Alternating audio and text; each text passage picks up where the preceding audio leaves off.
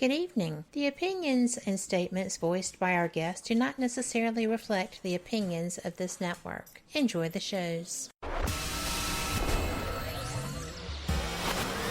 You are listening to WBHM Digital Broadcasting, Birmingham, Alabama.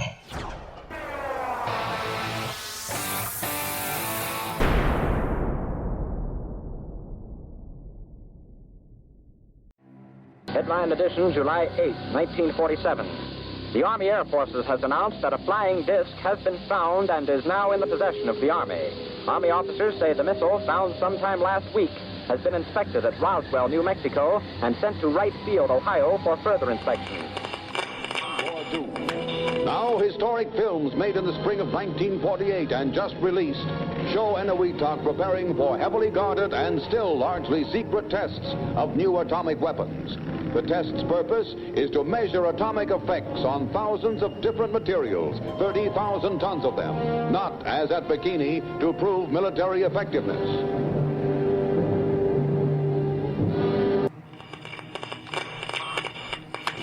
San Francisco police say that 9 persons have been arrested in a narcotics raid on the headquarters of the Grateful Dead, a widely popular singing group. 2 members of the group, Rod McKernan and Robert Weir, and their business manager, Danny Rifkin, have been booked on suspicion of possessing narcotics. 3, 2, 1, 0. All engine running. Liftoff. We have a liftoff. 32 minutes past the hour. Liftoff on Apollo 11. Tower cleared. We got a roll program. Neil Armstrong reporting the roll and pitch program, which puts Apollo 11 on a proper heading. I'm going to step off the limb now. That's one small step for man, one giant leap for mankind. Well, strange lights are causing a viral buzz on YouTube. Could we have caught extraterrestrial activity on a recent newscast? Brandon Arroyo investigates. As the newscast ended, the controversy began back on September 26th. What is that light shining in the back of the dark night sky?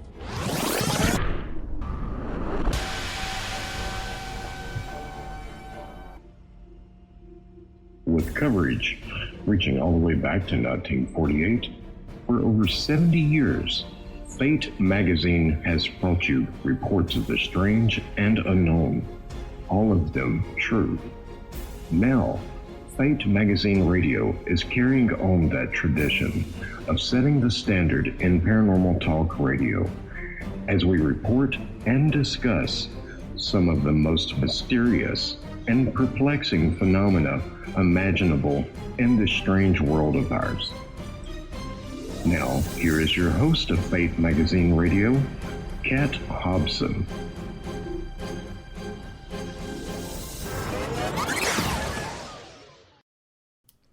Good evening.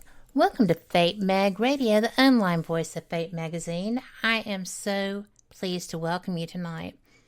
I love the topic of ufology, especially historic content relevant to the field. I do not have enough literature of my own yet, so I have been fortunate enough to run into Philip Mantle with Flying Disc Press, who is an author in his own right. He's also the UK rep for MUFON, and he has been involved in ufology in administrative leadership capacities for decades. So he has started the Flying Disc Press, and I am meeting so many wonderful authors through him. I cannot tell you how much I appreciate Philip. And I'm sure that y'all do too, because it is wonderful to be able to get this information. So tonight's guest has written it's a beautiful book. The cover is just brilliant. The title is The Lights Upon the Hills, the Burton Dassett UFO. Oh my goodness, I have gotten tongue-tied. The Burton Dassett UFO Events of 1923. 1923. How cool is this? So this is going to be a terrific discussion, and I hope you enjoy it as much as I do. We have got plenty of time for questions. If you have them, be sure and put them in the chat room. You can even message me if you're listening, and you're on your Facebook. So that being said, Richard, thank you so much for joining me tonight. That's okay.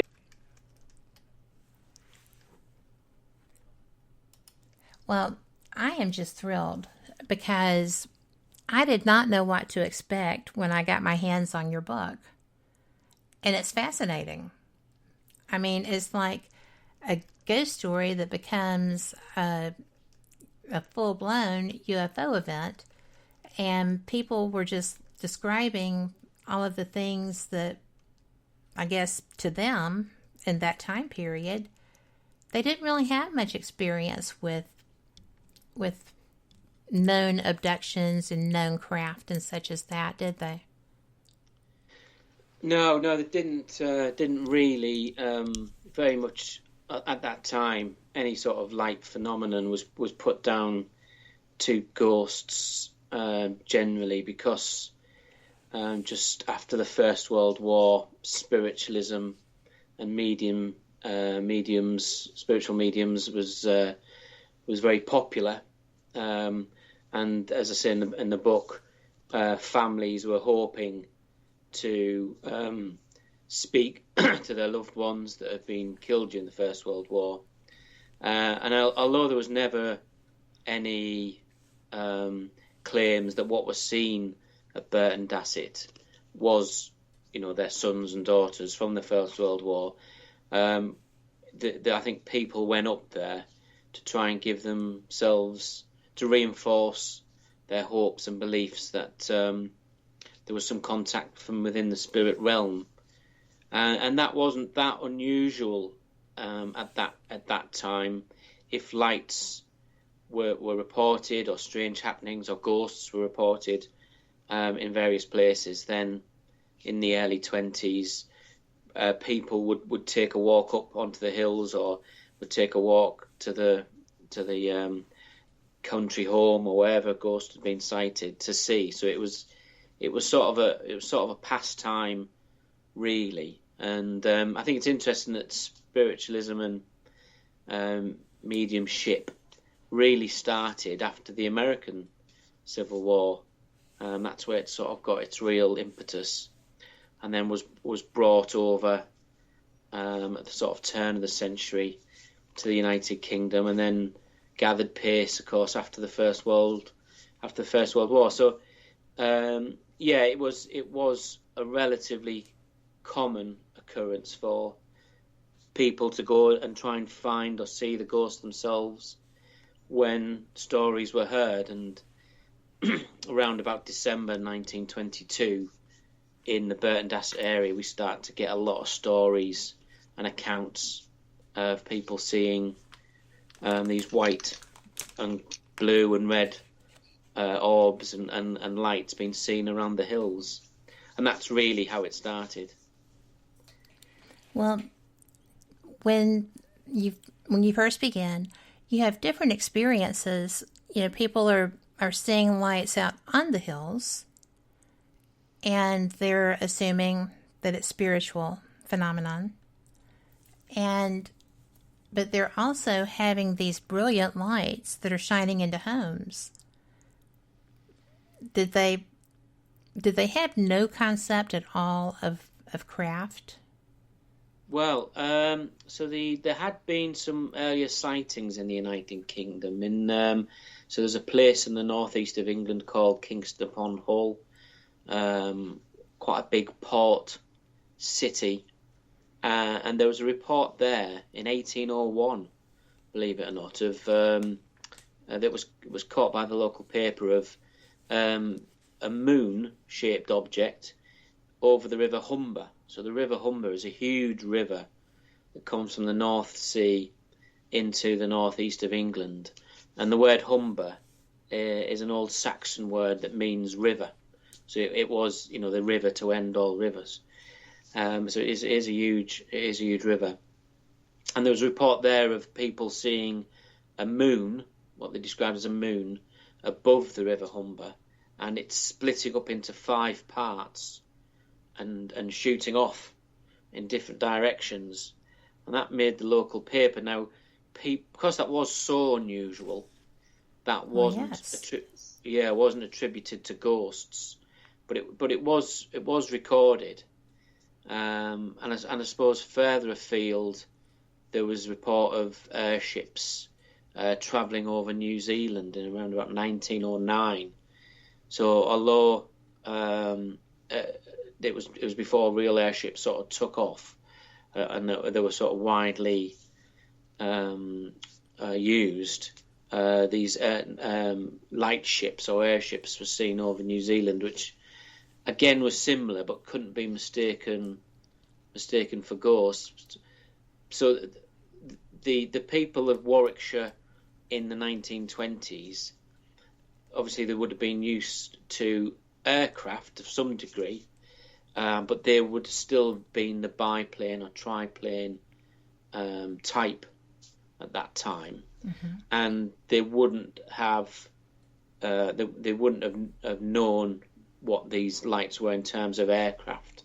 Perhaps today, if it was reported, of course, people would say, "Well, it's drones, or they're little microlights or whatever." But back in the 1920s, it would have been fairly obvious if it was a plane, because they didn't fly that high, right? And they were big, noisy, rattly machines that you couldn't mistake for anything other than aircraft. So they wouldn't have the comments. There was science fiction, of course, at that time. You got H.G. Wells' this famous book War of the Worlds, and you'd had various other type of science fictions about trips to the moon, etc., and trips to Mars. So the science fiction wouldn't have been unknown to them, but I don't think it was ever really considered that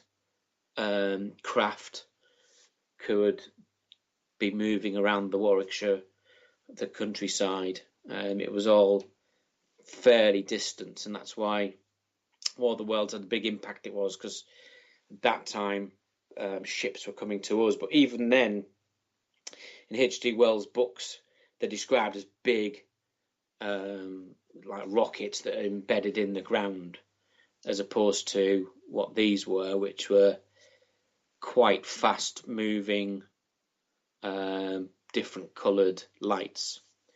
There is one account, which is detailed in the book, where a witness says that they thought they saw a figure in the lights, but that's the only account. The rest of the time it is fast-moving or floating lights that change in colour above the ground. So I think it would be completely strange to them, and they go to the if it doesn't fit in to what is known at that time, they go to the next port of call, which is likely to be ghosts because of the period they were seen. Well, I know that people had lost so many. I know that you had said that it was not unusual for entire villages of men, or the men of entire villages and cities, to be wiped out in this time period. And so people were actually wanting to possibly communicate with their lost loved ones, right? So yeah, and it was a communal event. So because of the British county regimental system of taking soldiers from local areas, so particularly from Birmingham in England and Warwickshire, they would go into the Warwickshire Regiment, which is a very distinguished regiment that fought all over in the First World War. But the amount of men that went through it, so in normal times you would perhaps have 3 regiments with 3 battalions, which is roughly about 1,000 men. During wartime it was ramped up, so you would have maybe up to 18, 20 different regiments, each with 3 battalions. So the consequence of that was that if one battalion was involved in a particular action, then the entire village would lose their menfolk. An entire part of the town would lose their menfolk because they all joined from the factories or the communities together, went through training together, and then would fight and die together.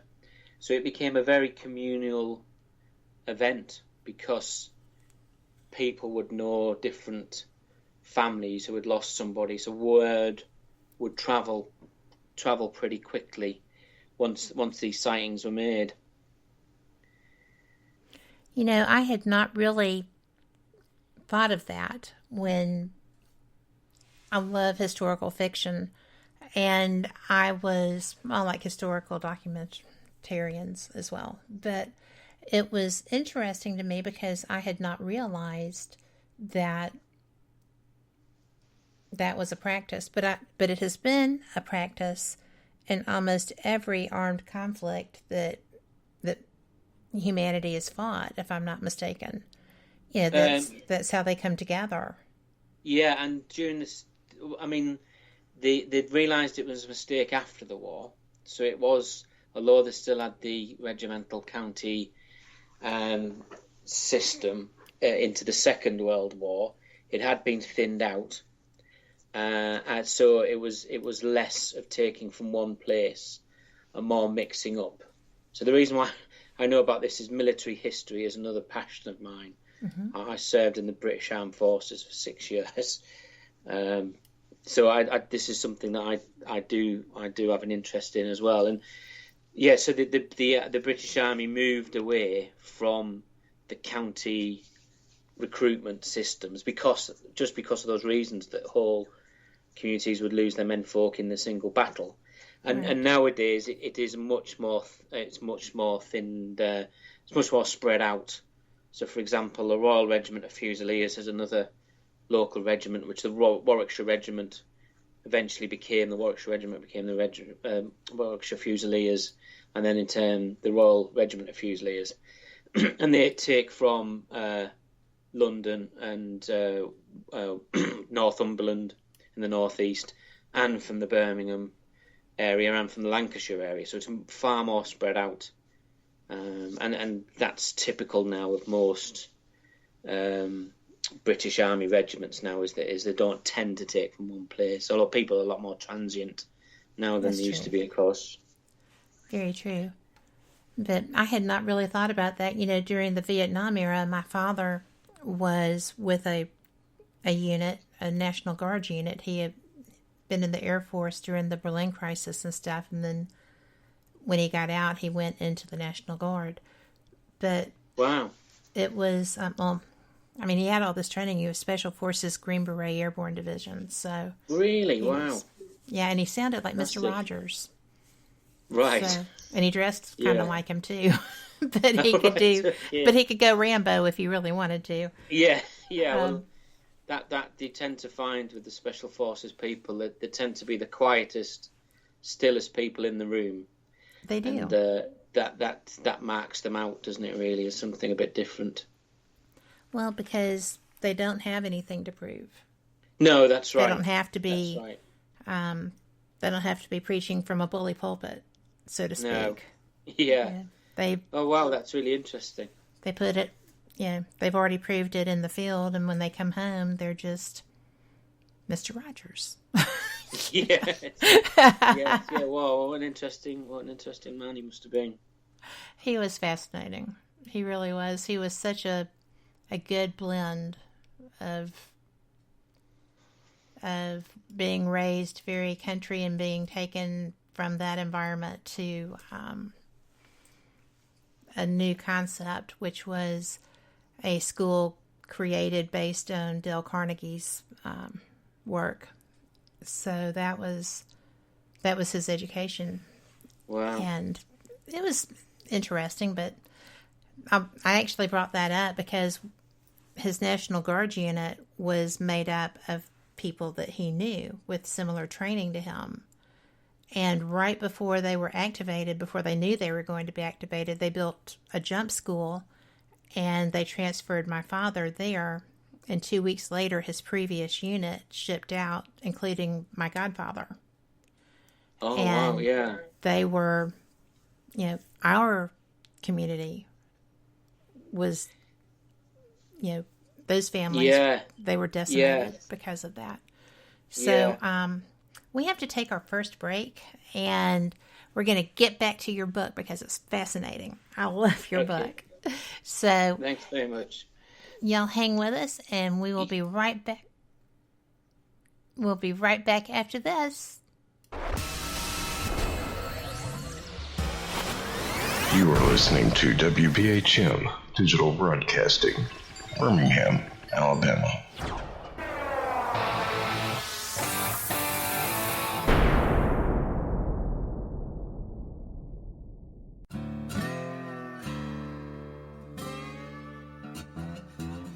Oh, come on. I'm Southern, but... Nope. That'll do. Hello. I am Kat Hobson, host of Paranormal Experience here on WBHM Digital Broadcasting out of Birmingham, Alabama. I enjoy having guests from all areas of the paranormal, from ghosts to ufology to cryptids and beyond. You'll find some of the best researchers in their fields bringing you some great information. Join me on Wednesday nights from 8 to 10 p. Eastern here on WBHM Digital Broadcasting.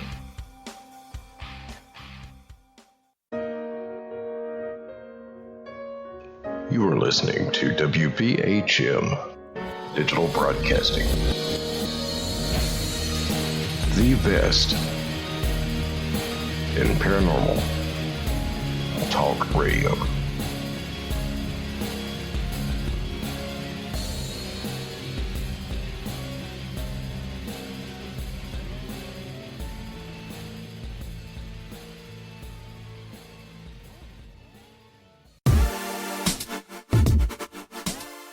Listening to WBHM Digital Broadcasting, the best in paranormal talk, only on Paranormal Experienced Radio, broadcasting live out of Birmingham, Alabama.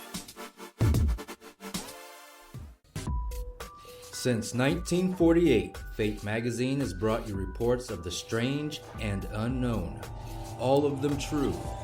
Fate Radio is carrying on that tradition, bringing you the unusual, macabre, strange, and bizarre. Join host Kat Hobson Sunday nights from 8 to 10 p.m. Eastern on WBHM Digital Broadcasting.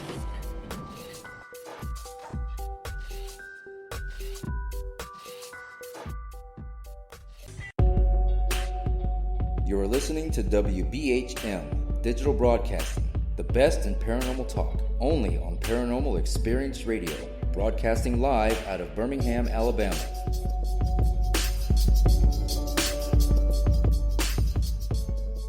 The time is 23 minutes after the hour. Welcome back to Fate Mag Radio here on WBHM Digital Broadcasting out of Birmingham, Alabama. I am Kat Hobson, your host, and I am joined tonight by my guest, Richard Rokeby, and I am just having a wonderful time because I really enjoyed his book. He has brought a different perspective to something that I had not really considered. And, well, actually, he's brought several. The whole experience for back in that time period was very different. And, Richard, we were talking about the fact that in World War I, there was so much loss of life and people were being decimated, and they actually were looking for spiritual connections or anticipating them, maybe would be a better word. And so when they started seeing these lights, and we're going to get to another aspect of the lights that I wanted to ask you about later, but when they started seeing these lights, they didn't put it down to anything being like a type of craft. They just thought it was ghosts.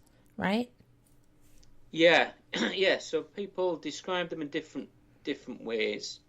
So there's in the book I detail around about 8 different accounts, and so I found the story, or rather the story found me, from a ghost book, actually. So when I first moved from London to Warwickshire, I got a few local history books off the shelves, and one of them was a ghost book, The Ghost Stories of Warwickshire, by a fantastic local historian called Betty Smith.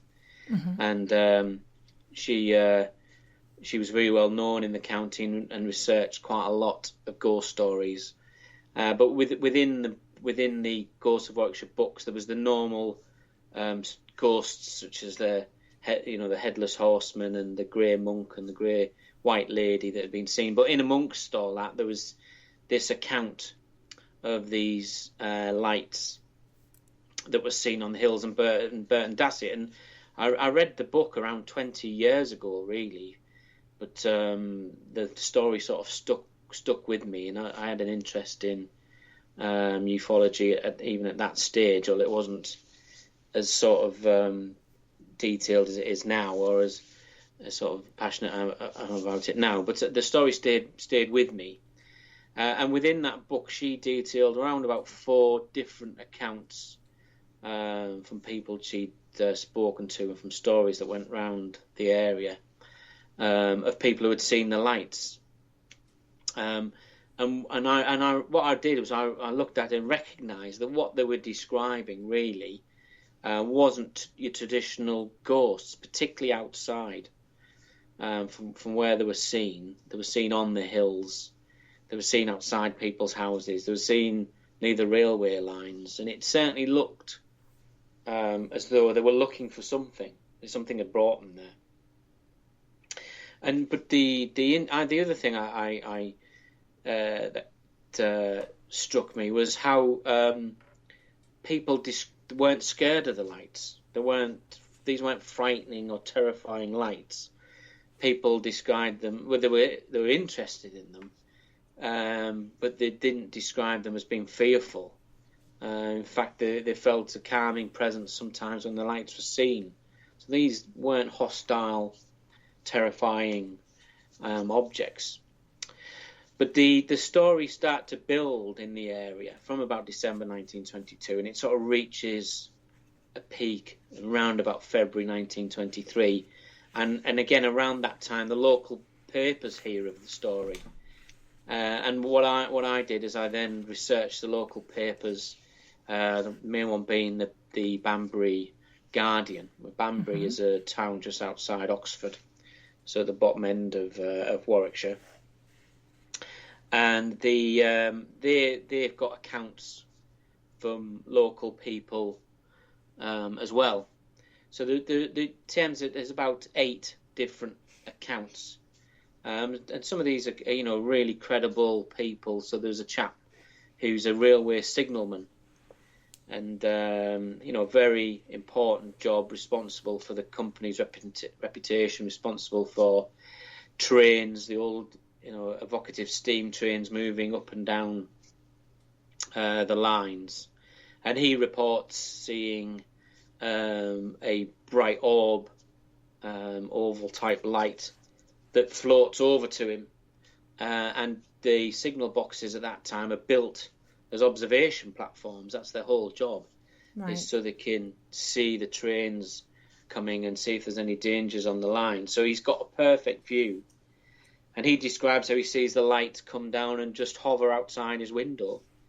And he's so startled by this, really, that he rings the local police. And the local police dispatch a police car to the area. And the police car turned up, but by then he says he saw the light drift off towards the hills. So, for somebody like that in that position, and jobs were pretty rare then. You're not likely to get another one if you'd start telling people you're seeing what he thought was a ghost outside his signal box. For them to do that, yes, it must have been a strong compulsion there. So there's these stories that all sort of gathered, and what I did, I suppose, was collect them all and reinterpret them in terms of what we know now about UFOs or UAPs, whatever sort of label you want to put on them.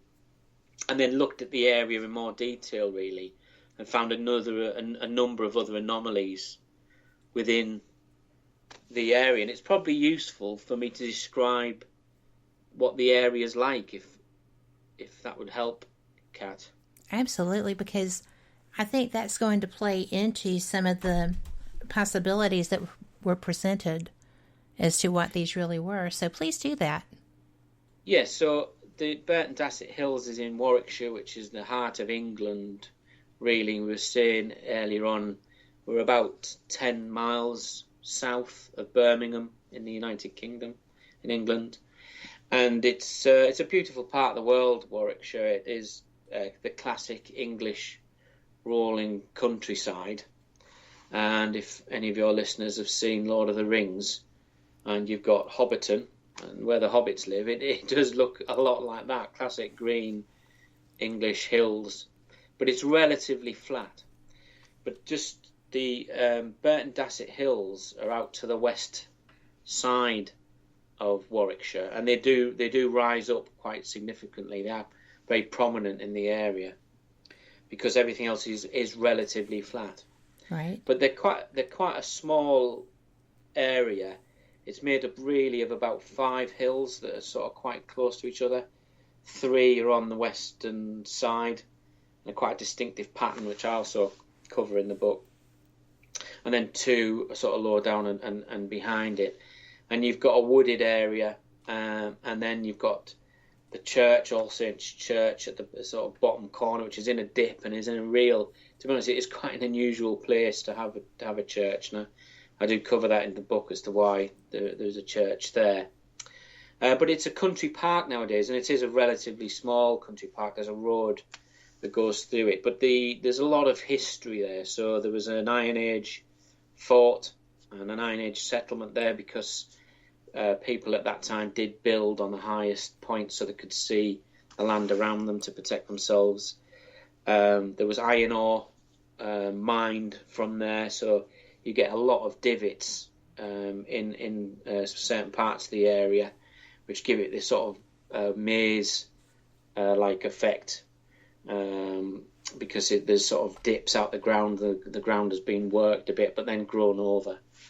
And then there's a couple of roads that go through it. But I think you can see from such a high area, when you're up at the top there, you get a view from literally miles and miles and miles around you. And the next sort of hills are out towards Wales on the west side. And the east side, it goes all the way to what's called the Foss Way, which is an old Roman road, which takes you out to Leicester and towards the East Midlands. So it's quite unusual, quite a special place, really. And all these events were all around, centred on this sort of these areas, these sort of 5 hills. So hopefully I painted a bit of a picture there. Well, you did. Something that I found interesting as I was reading through here is the fact that this was where there's so much iron there, and you have Iron Age, settlements and such. And one of them was abandoned, but no one really knows why. That just seems to be kind of an interesting mystery. Yeah. Well, there's different views. So my wife is an archaeologist. She studied archaeology at Cambridge University, and when we went up there, and we read the signs on the area. Her view was it probably wasn't a settlement. Her view was the way that it was set out.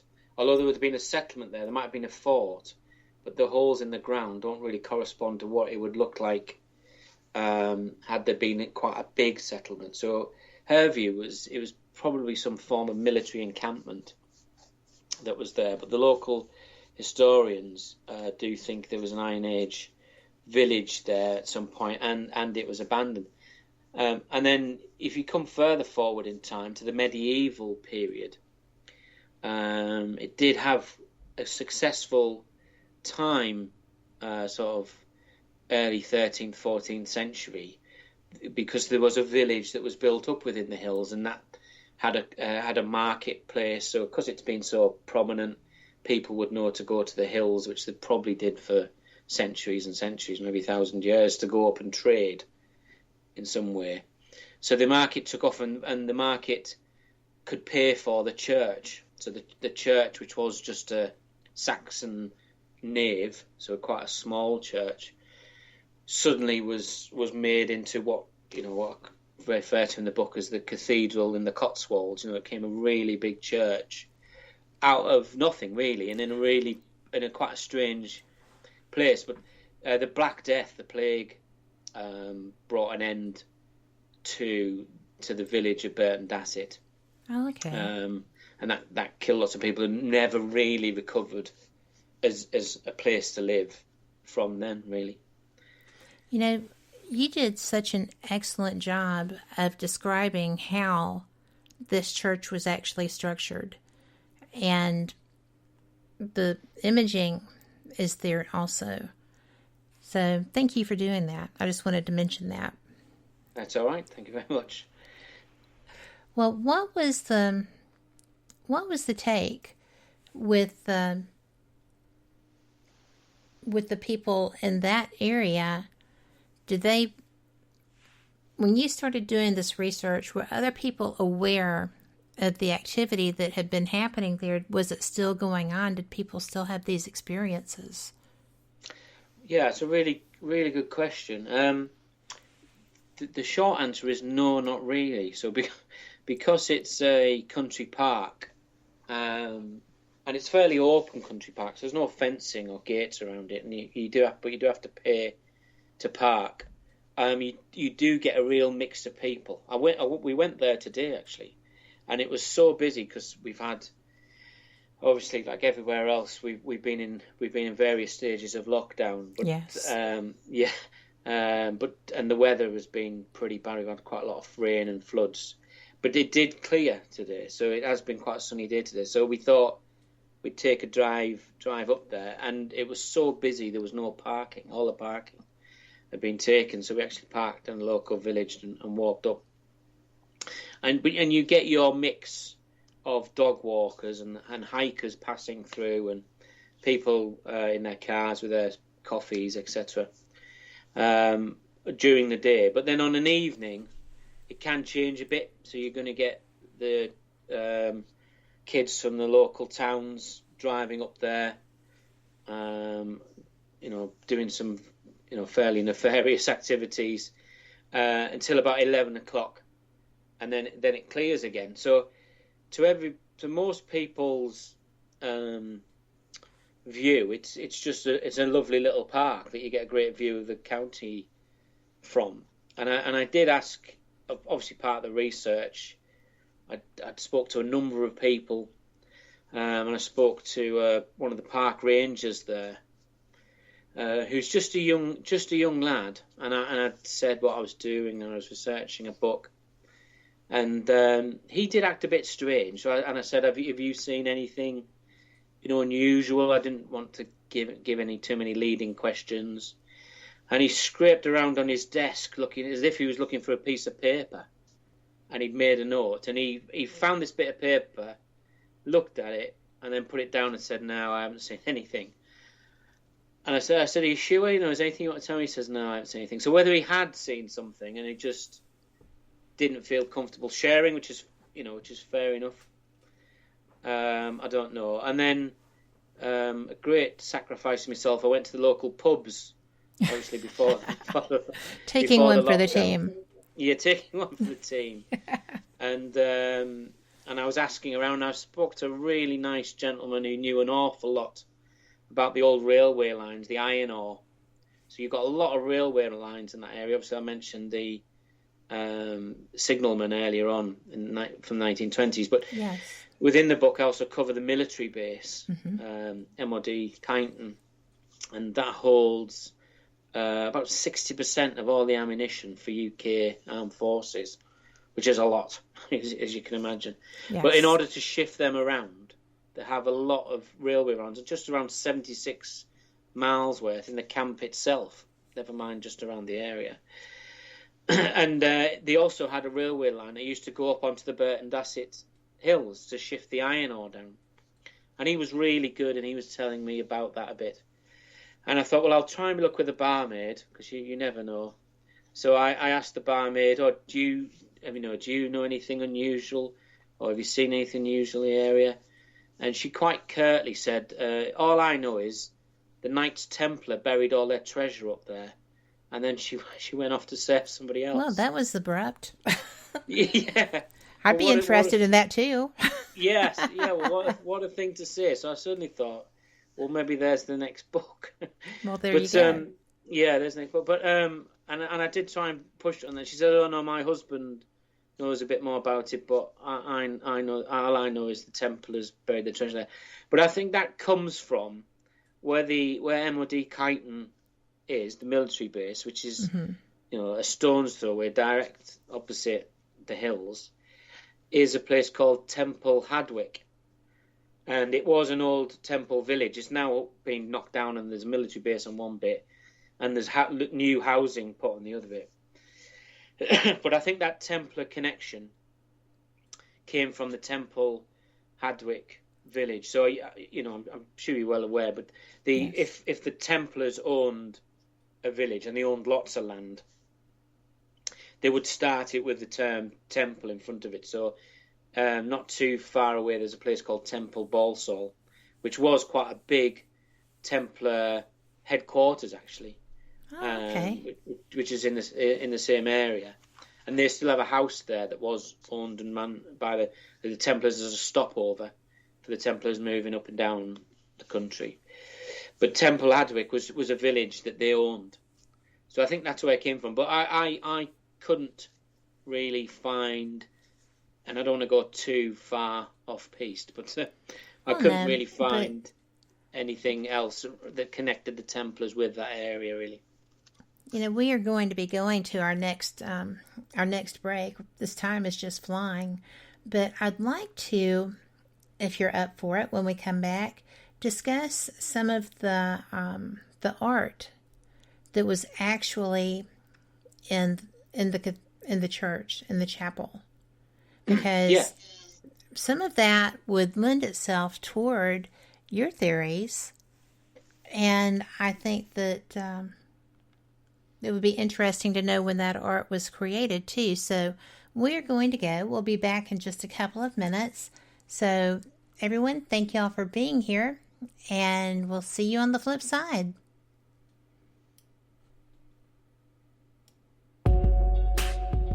You're listening to WBHM Digital Broadcasting, the best in paranormal talk, only on Paranormal Experience Radio, broadcasting live out of Birmingham, Alabama.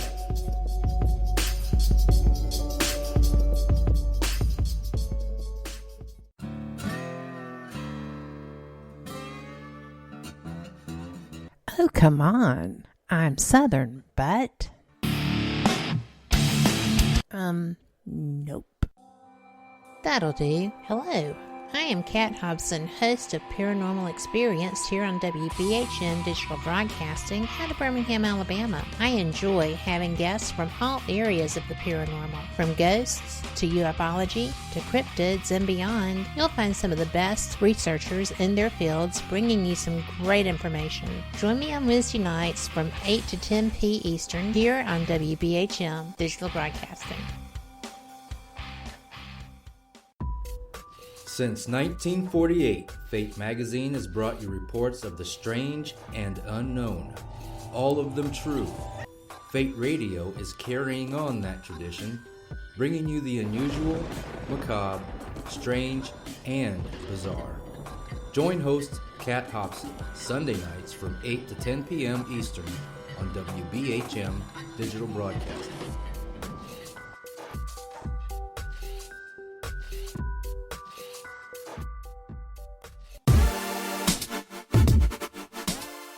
Listening to WBHM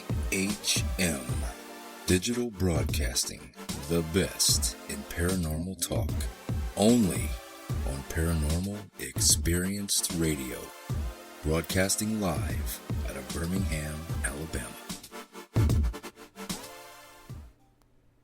Welcome back to Fate Mag Radio, the online voice of Fate Magazine. I am so pleased to be able to welcome Richard Rokeby tonight, who is discussing his book, The Lights Upon the Hills, the Burton Dassett UFO Experience of 1923. And, I am so glad you're here, Richard. Well, that's very kind, Kat. It's real pleasure to be here. I would like, as we said before we went to break, for you to discuss a bit the church, because the church is absolutely a beautiful example of Norman architecture. It is, and there are pics in the book as well that people can reference, but I like that it's All Saints Church. So what can you tell us about some of the imagery that you found in there? Yeah, so the church, I suppose the church itself, as I said earlier on, it just started off as a fairly simple Saxon nave, which are relatively common around the country, and then obviously the Normans came and they expanded it a little bit, like they did with lots of churches. But it was a sort of from about the 12th, 13th century that it started to get some prominence, and some money was put into it. So I do describe in the book, when you approach the church, you can see from the outside, it is quite a big church to that area, and there's lots of land around it. There's an old well there, which, part of the story there is that they believe that the well had healing powers. So that well was sort of known, which again isn't particularly uncommon for that area. A number of churches would claim to have healing powers from the well. There was the vicarage, which is obviously added a lot later, is nearby as well. But as you go into the church, and I describe it as being sort of, although sparse, it is quite expansive. You can see as soon as you go through the northern doorway entrance, the size of the place, and there's the big open area at the front as you walk in, and then obviously the altar at the eastern side of the building, which most of them, which churches are, and then on the walls. So on the walls there's decoration and art, and the first ones that you see if you were to face the altar is a bigger than life-size image of the Virgin Mary on one side, and then on the other side is St. Michael, and they're on the arch, so they're quite high up, that then leads to the altar. And they're fantastic pieces of art in themselves, and they probably date back to the late 13th century. And churches in England and most of Europe would have been decorated that way throughout. Most churches would have had some of the decorations, and people very often don't realise that the gargoyles inside of churches and the carvings inside of churches were often painted. So there would have been bright, vivid places to go to, because obviously this is before your cinema and your satellite TV, and going to church on the Sunday and during the week as well was very often a highlight from what was quite a rough and ready drab existence outside. So just like anything else, they wanted to attract people in. But thanks to the sort of Reformation by Henry VIII, where a lot of churches had their power stripped, predominantly Catholic churches, but the Church of England and what would be the new Church of England were more toned down. So a lot of the pictures and paintings were destroyed, and then you go forward to the 16th century and the Puritans under Oliver Cromwell, and they would take care of the rest. So walls were whitewashed, and the paint removed from carvings, etc. So the fact that these carvings have survived is fantastic, and they are relatively rare. There is other churches with them, but the scale of them is absolutely fantastic. But the ones that are of interest to us, really, so if you're facing east towards the altar, on the left-hand side, on the northern side of the church where the northern entrance is, there is paintings on the walls there that have survived as well. And the two main figures are, one of them is likely to be, they're described as kings. So I suppose your traditional and I'm not this by any stretch of the imagination, but your medieval art expert would describe the two figures as kings, and they were painted around about the 14th century. They're fairly primitive. Yeah, so the pictures that are in there, but I mean they have been, even though they weren't destroyed, sort of time has took their toll. So they would have been very faded out, and they might have been a bit more intricate when they were first painted.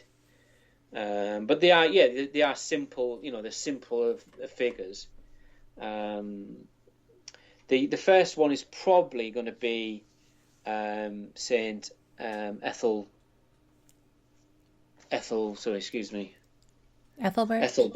Yeah, Saint Ethelbert, who was king of the Mercians around about the 8th century. He died in 794 and was beheaded. And the interesting thing about him in terms of the picture is that he is holding his own head.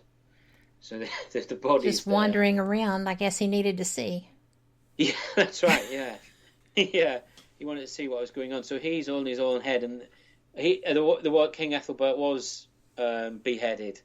He had a falling out with a family that he married into. Actually, he's from East Anglia originally, and he married into the Mercian family. The Mercians were the big power brokers of England, really, at that time. And he upset somebody there. Apparently, indeed. So they beheaded him, and he's buried in Hereford Cathedral, and there is a shrine dedicated to him in Hereford. Hereford's further out west towards Wales. So the ruling hypothesis with that is that that's Saint Ethelbert, and then the other figure. So again, the art historians would probably say that it was Saint Oswald, who was king of Northumbria, and he died in 642 and was killed at a battle nearby in Oswestry, which is out towards sort of Welsh marshes, the Welsh borderlands.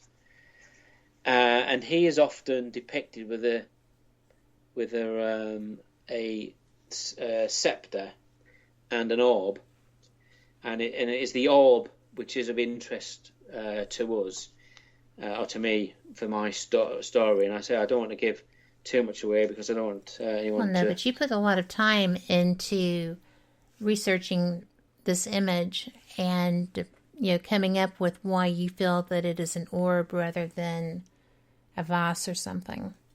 Yes. So the feeling is that it is an orb. When you look at it, it's the other explanation is that if it's not Saint Oswald, perhaps it was one of the wise men. So it could be a king, or it could be a wise man. It's a man of dignified status, and there's a reason, I think, why people have attributed the wise men to that and the orb.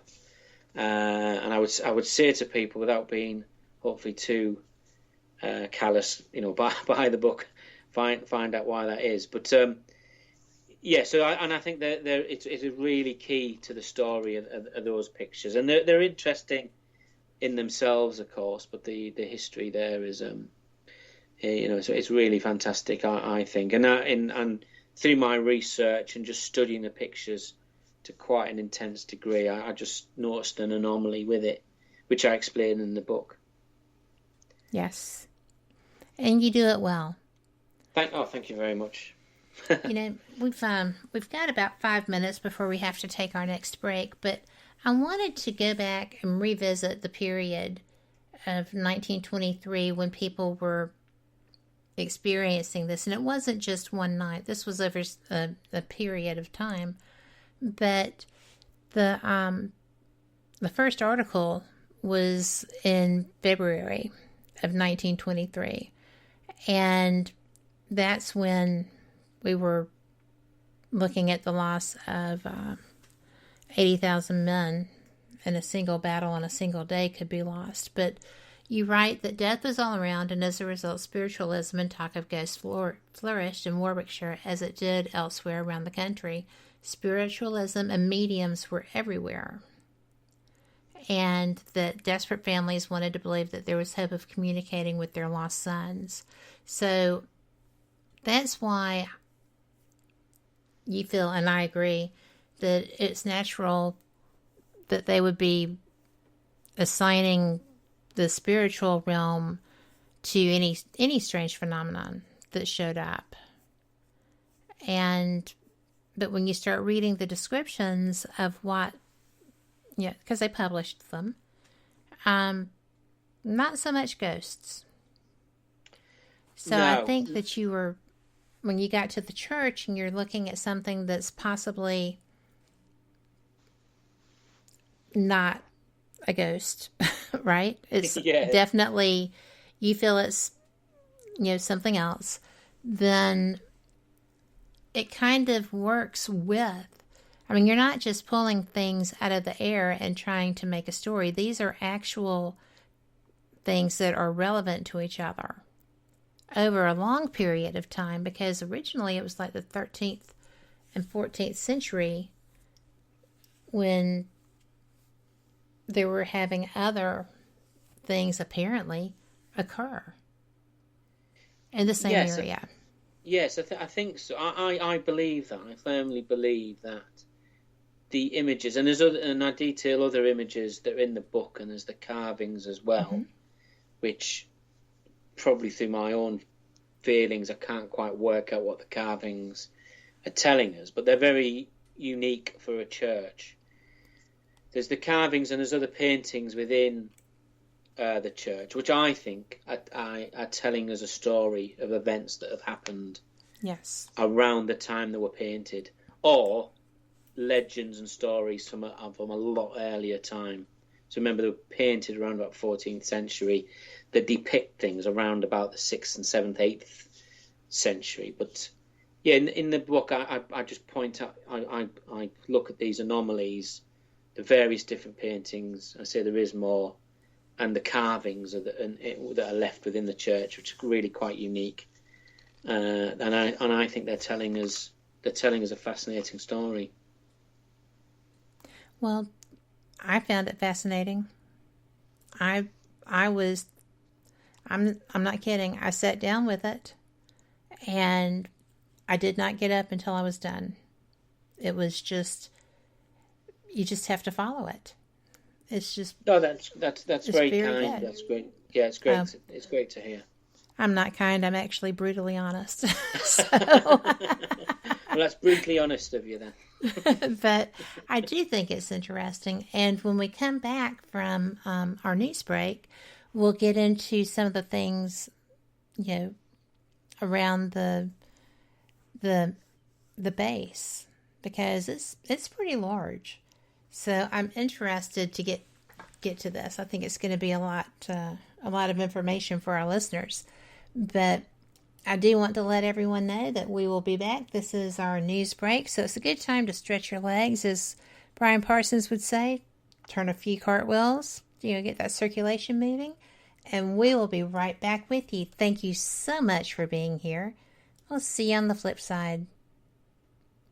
Support for this podcast and the following message come from Doctors Without Borders, providing vital, life-saving medical care in over 70 countries to those who need it most. Learn about including Doctors Without Borders in your estate plans by visiting legacy.doctorswithoutborders.org. Live from NPR News, I'm Janine Herbst. Federal authorities in Nashville have identified the man they say is responsible for the Friday morning RV explosion that injured 3 people. But as Samantha Max from member station WPLN reports, agents are still working to determine a motive. Local, state, and federal agents have spent the past 2 days pursuing hundreds of leads related to a blast that damaged dozens of buildings and knocked out cell service for hundreds of miles. Here's the U.S. Attorney for the Middle District of Tennessee, Donald Cochran. On the evidence that we've gathered at this point, we've come to the conclusion that an individual named Anthony Warner is the bomber, that he was present when the bomb went off, and that he perished in the bombing. Officials say they matched DNA from the scene to DNA from Warner's home. They say car debris from the site and interviews also helped to quickly narrow the search. For NPR News, I'm Samantha Max in Nashville. EU countries started vaccinating their citizens today. As NPR's Eleanor Beardsley reports, the coordinated rollout is aimed at projecting a unified message that the vaccine is safe and is Europe's best chance to emerge from the pandemic. European Commission head Ursula von der Leyen said the EU has secured enough doses for its 450 million citizens. People will start taking the vaccine in Athens, in Rome, in Helsinki, in Sofia, you just name it. Our European vaccination days are a touching moment of unity and a European success story. Von der Leyen urged Europeans to continue to take precautions until enough people can be vaccinated. In France, where the anti-vaxxer movement is substantial, the French government is being cautious to ensure it's not seen as forcing vaccinations on the public. France was one of the few nations not to televise its first vaccination. Eleanor Beardsley, NPR News, Paris. In New York, authorities are investigating whether a healthcare provider violated state guidelines in the distribution of COVID-19 vaccines. NPR's Joel Rose reports police and health officials are investigating the Parcare Community Health Network. In a flyer posted on Twitter, Parcare promised to make vaccine doses available on a first-come, first-served basis to the elderly or people deemed to be high risk. That would contradict New York State's plan to administer the vaccine first to frontline healthcare workers, as well as current nursing home residents and staffers. The state health commissioner says the company may have fraudulently obtained the doses of the COVID-19 vaccine that it offered to the general public.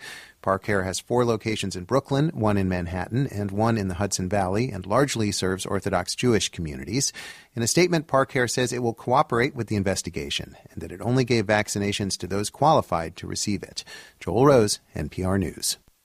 And you're listening to NPR News from Washington. Organic growers across the West are raising concerns about a popular organic weed killer. It turns out it's not organic. The Northwest News Network's Anna King has more. Using conventional pesticides goes against everything Northwest organic producers believe in, but that's exactly what's been happening. Oregon, Washington, and California have issued a stop-use order on the popular AgroGold WS. Idaho is investigating, as is the Federal Environmental Protection Agency. Organic grower Alan Schreiber applied AgroGold WS to about a dozen acres. No legitimate organic grower would ever use glyphosate or diquat, the products that were found in this organic herbicide in an organic farm. Nobody would ever do that. The Florida-based company Agro Research International denies it added the synthetic chemicals to AgroGold WS. For NPR News, I'm Anna King. The death toll from a powerful cyclone that battered the Pacific island nation of Fiji last week has risen to at least 4.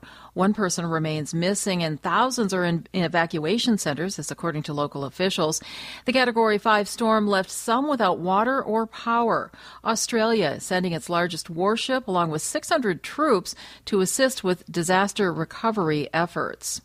U.S. futures contracts are trading in positive territory at this hour. The Dow futures contract up about 0.1%. NASDAQ futures are up almost 0.25%.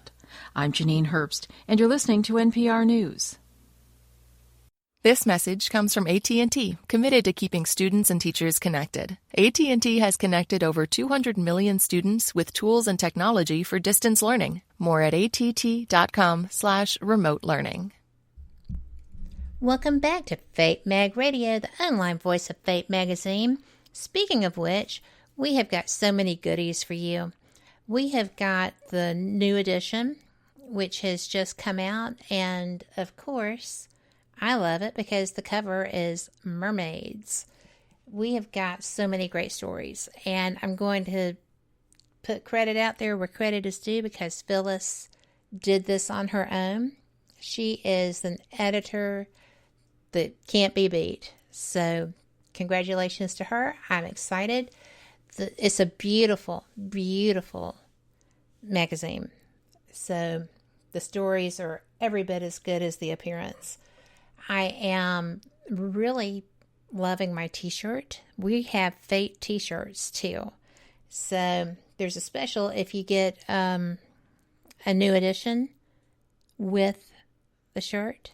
I believe it's $25, and I love it. Comfy. That's one thing we do is comfort. So I am so glad to be here. I had not been going to do a show because we traditionally do not air during the 2 weeks of the Christmas holiday between Christmas and New Year's. And how could you not do this show, right? This has been so great. My guest is Richard Rokeby, and I just don't even know what to say about this book. It is so very good. It is The Lights Upon the Hills, and it is the Burton Dassett UFO Events of 1923 that he is documenting here. And I just love it. It is, like I said before we went to break, it was oh my goodness, I can't get up. I'm reading this book. So I am so glad that you are here, Richard. Thank you very much for coming in the midst of the holiday season. And I am just very appreciative of the work that went into this, the research, and the product is brilliant. So thank you. Thanks again, Kat. Thanks for that brutal honesty of yours. It's great. I am. I just talk Southern, which is the region that I live in here in my Birmingham. I do not quite say it the way that you do. No, it's fantastic. It is fun to compare our accents, and we're both from Birmingham. Well, no, I'm actually from the northeast of England. So, if you've got any British listeners out there, which I'm sure you will have, I do. They will say he's not a Brummie. He's from the northeast of England somewhere, which is where I'm from originally. I am from the northeast of England, so my accent is very northern. Well, I have friends from Pembrokeshire. I have friends from Broadstairs by the Sea over in Kent. I have friends in London. I have friends in Scotland. And I love the UK. I think that it's fun to see the different countries that comprise it. And I really hate that y'all are struggling so. And I'm going to just put this out there because now you have a phase 4 or whatever your term for. And 4, yes. And it seems to be a little more frightening and a lot more weird. And I actually have, my friend who lives in Broadstairs by the Sea was not able to have her son come home for Christmas. So it's very, I know that's not the worst, okay, because, I have a daughter who has lived on both sides of the country, and I don't see her hardly ever anyway. So it's very difficult, but when you're accustomed to your child being there for your holiday, it's a whole different world. Yeah. So I know that y'all are all reeling from this. Yeah. I mean, so the tier system, before we had national lockdown, now now they seem to have put this tier 4 in, which means parts of the country on national lockdown, which means everything else can stumble on a little bit better. Yes. But where we are, we're tier 3, so we were allowed to see my wife's family, who were closest to us, on Christmas Day, which was great. And I don't like drawing parallels with COVID and a war, but there was that wartime spirit of at least we're together for a few hours on an afternoon, and we can have a nice meal and then go our separate ways again. And it was good. It was great to see everybody. But it's not great for everyone. The thing with the United Kingdom is we are an island and we have finite spaces, and we have a lot of people living very, very close to each other. I mean, I've been lucky enough to go to America a few times, and outside the cities, what strikes you is the space people get. Well, we to be honest, we don't get a lot of that. We are fairly packed in. Yes. So there's a necessity for it, I think, unfortunately. I agree, and it is unfortunate, but it's there was quite a to-do here when people, because it wasn't even being reported here that y'all had the mutated strain, and I had picked it up out of because I do follow it there, because I have friends who are being personally affected by this, and when I saw that, I just posted it on my Facebook, and I was like, why am I not hearing anything from our media about this? I mean, it's frightening, but we still need to know. And I found it interesting that all of a sudden everybody was restricting travel. They were even talking the morning that I posted that they were going to be stopping the trains and going into the EU. And it was really quite something, and there was not a word here. That afternoon there was. Yeah, well, I think that mutant strain has now been found elsewhere in Ireland and mainland Europe. I think we were probably the first to find it, and in our drive for transparency, we told everybody, which is admirable in some ways, but maybe not so clever in others.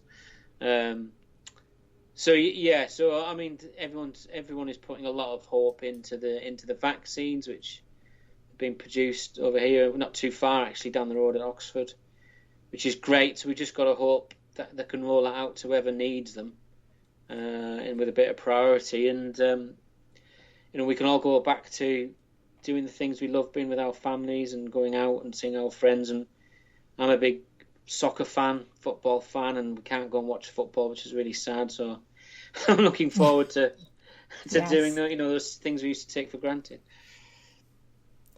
Yeah, the fun things. The fun things, yeah. Going to the cinema, do you remember that? Vaguely. Now my cinema is my living room, and fortunately, HBO has opened up their programming to us.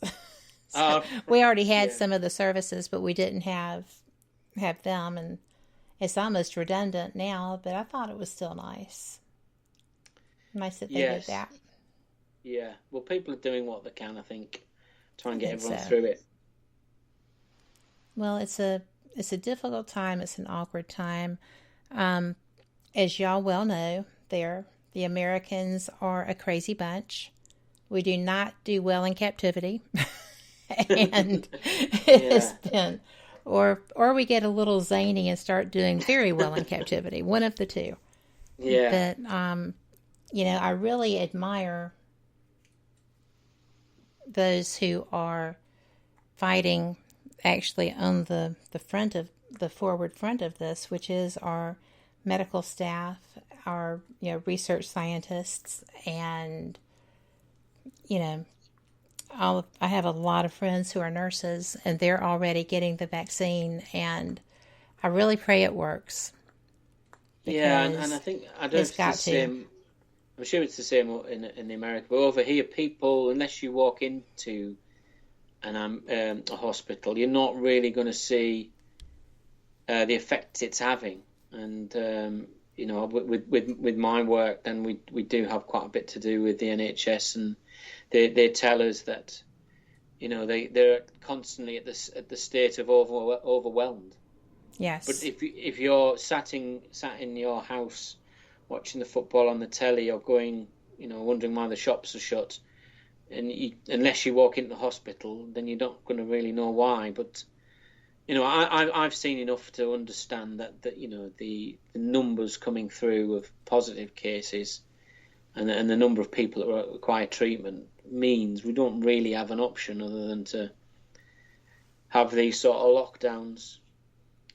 Well, so I would agree. It's sad, but hopefully it'll come to an end. I think that we primarily have a problem with them because the people that are most adamant about keeping you in a lockdown are the ones who are being caught out at restaurants and doing all of the things they're telling us we should not. That actually makes life a little interesting. Yeah, is a bit of hypocritical, isn't it? And we get that over here too. Yeah, doesn't help. Well, and it's human nature, though. Quite truly, it is. You know, they lost a lot of ground with our lockdowns because it was like, well, these people think there's nothing to worry about, and so they themselves affected how people reacted to that. And that is all the politics I'm going to talk, because you know, it's so much. Well, it's about so much more than politics. It's about living and helping others to live and taking care of your neighbor by taking care of you. And you know, if they need groceries, put them on their porch. Ask, pick up a phone and call. You don't have to talk face to face. No, so, and as a lover of history, like you are and I am, I was telling my children, you know, they are going to get asked the question, you know, with their children get taught in schools about the global pandemic of 2019, 2020, and people are going to, and you know, they're going to say, you know, what was it like? And we are living through a global event, which at some point will become history. And you know, I've been trying to encourage my middle daughter to keep a diary throughout it all, and I'm not sure she sees the value of it at the moment, but I'm sure she will do. And she's kept it going, and it will become a part of history that people will ask them about. Well, I think that it's I think that's interesting because I had thought of that too. You know, there's going to come a time when electronic media will be defunct and nobody will really know, and God forbid we should write it in cursive because they're not teaching that here anymore. So, you know, tell her to put it in print. But it's just a difficult thing to realize that this is something that's going to matter. There's going to be a need for the public's documentation and such. Yes, I ponder that. I think so. Yeah. Yes, I think so, and it will. You know, there'll be a period where it'll be pretty raw, and there'll be a lot of finger pointing, as there always is at these events, and you know, and these sort of incidents, and then people will forget about that, and then we'll look back and no doubt say, well, you know, we did quite well with it all, and then it'll pass into history, and that history will judge, I guess, how people did. But I think it is useful to have a record, and you know, trying to encourage my children to be writers, at least one of them. Give them Anne Frank's diary; they'll understand. Yes, yeah. Well, if they have, I mean, the parallels of that, which she was quick to pick up because they do quite rightly study it at school. Mm-hmm. So she has picked up on that. So yeah, you're dead right, Kat. You're dead right. Well, now that we have talked all the way through to our next break, I apologize, but you know, these are important things as well. You know, ufology and your brilliant book and other things have their place, but this is real time, real life, and it's okay to go into that a bit. So yeah, and I think you're brilliant for getting her to write. Yeah, that's great. And I think these things like the First World War are catalysts But what follows, and these the lights on the hills, Burton Dassett. If it wasn't for the First World War, who knows how it had been perceived. We're yet to know how the global pandemic will affect us in the future, but I've no doubt it'll reach into all parts of ufology, as it will, other areas as well. So that's the exciting thing, isn't it? What will it reveal within other areas such as ufology or disease in general, or other parts that we don't even know about? But it'll be a catalyst for something. Maybe it'd be more open, transparent government. Who knows? We can but hope. It's always interesting to see what's coming next. Well, we will be right back because we have talked our way through to our break. And y'all come back too. We are going to get back to this magnificent book, and y'all come back too.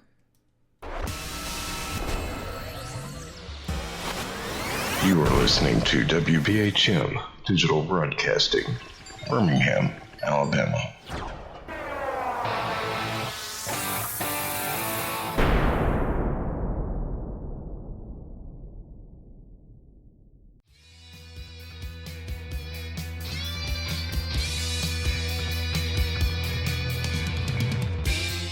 Paratalk Radio is your one-stop for all things paranormal, the unknown, and the supernatural. Join us every Monday night at 8 p.m. Eastern, 7 p.m. Central for discussions and guests on topics such as ghosts, hauntings, Bigfoot, UFOs, and more.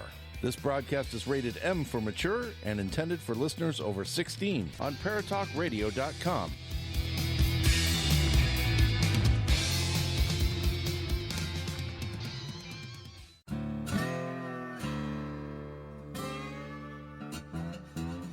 Oh, come on. I'm Southern, but... Nope. That'll do. Hello.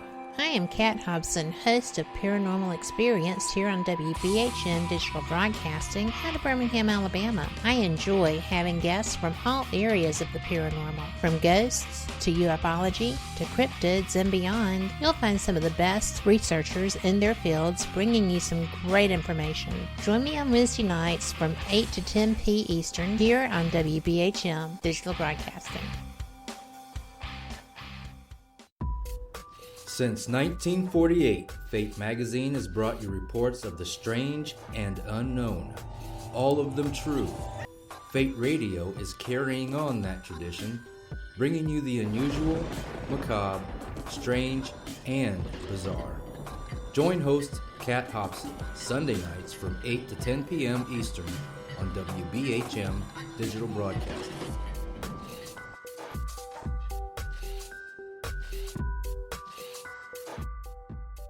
Thank you for listening to WBHM Digital Broadcasting out of Birmingham, Alabama.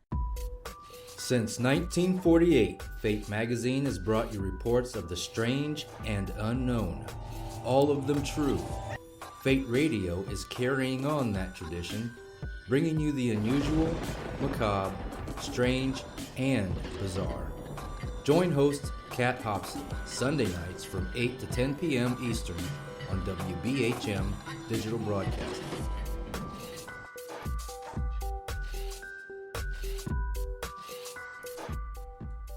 The time is 23 minutes after the hour. Welcome back to Fate Mag Radio, the online voice of Fate Magazine, and I am Kat Hobson, your host.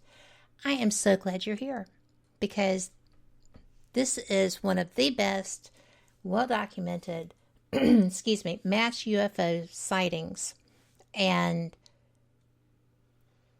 it's not even considered such. I didn't know about it, but I do now, thanks to Richard Rokeby. So, Richard, I am so enjoying have so enjoyed your book, The Lights Upon the Hills, and it's just amazing. This is the best thing I think that I've read in some time, just because it's short, it's quick, it's chock full of information that I'm fascinated by, and you did a good job of presenting it. So thank you for that. I was educated. That's very kind. And yeah, I did want to try and put in as much new insights as I could, really. And I wanted to keep it fairly concise, because I think things you can get a bit off track if you're just putting stuff in to try and build up the pages. But and I wanted a book that people can look at and get really excited and into, you know, and read over a few hours and then pick back over it as well. So yeah, I was really pleased with it. And you mentioned Philip earlier on, Philip Mantle, who does a fantastic job, Flying Disc Press. He's been really helpful as well. So yeah, we're really pleased with the interest that it's generated, and I get to speak to lovely people like yourself and your lovely listeners, which I wouldn't have done if I hadn't have written the book. So it's opened a lot of opportunities, and I'm really pleased with the interest it's generated. So yeah, well, yeah, it's good. I mean, it's good. The cover is beautiful. The information is pertinent, and all the images. It's like you're taking a staycation. So yeah, I think it's great. Yeah, it's great. But you know, I am just so interested because I want to talk about all of it, and I know that we do not have time to talk about the whole everything there. I do want to get to the base, and I don't want to leave without hitting the Orion connection. So, and then we've got the marsh gas and such. So, you know, we've got all these things, and we've got 30 minutes. Go. Right. Okay. Where should I start? Well, I'll start. Well, we mentioned the base, and then I'll talk about the hypotheses, which will include the marsh gas, swamp gas. It might be known as more to your listeners, and then the Orion connection. But so the base, which is MOD Kyneton, is as I said earlier on, it's more or less directly opposite the hills. Mm-hmm.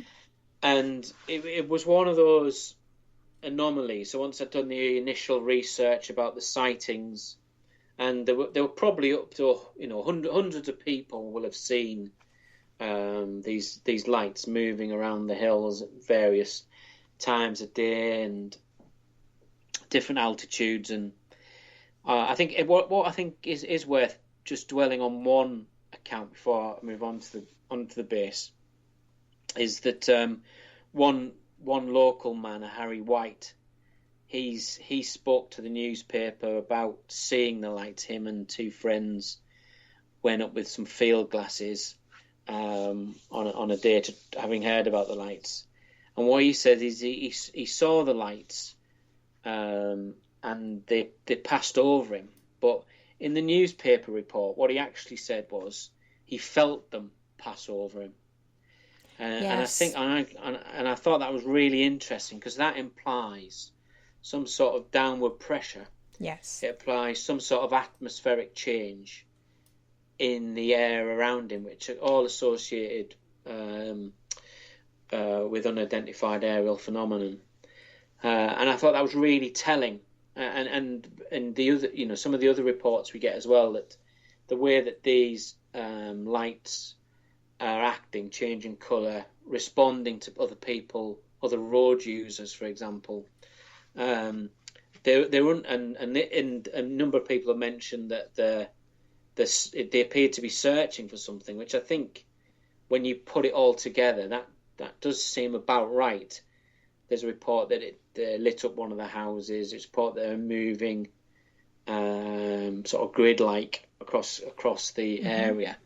And it does seem they're searching for something. But this idea that this Harry White felt them go over the top of him, and this change of atmosphere and downward pressure says a lot to me about what their origin were, I think, rather than the ghost. So yeah, so there is a number of sort of other sort of accounts detailed in the book, but it's not just that sort of 8 or 9 that are detailed in the book. That, it would have been seen by hundreds of people, and they're all telling the stories, and they're the ones we just managed to trace. But once I looked into them accounts, it was then, well, what else is there in the area? So, I like to think I'm a fairly good investigator. So you have to go to the area yourself and see what else is. The church was one, and the pictures and the carvings there, I think, were telling a story of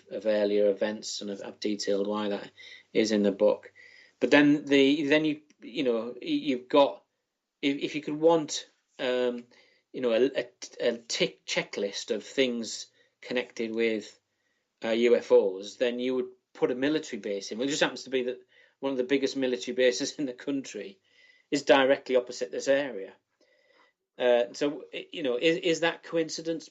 Possibly. It was built in 1941, so it was built 20 years after the events. And I was on a podcast a couple of months ago now, and the host said, "Well, was the military base built there, and then did the observation stop?"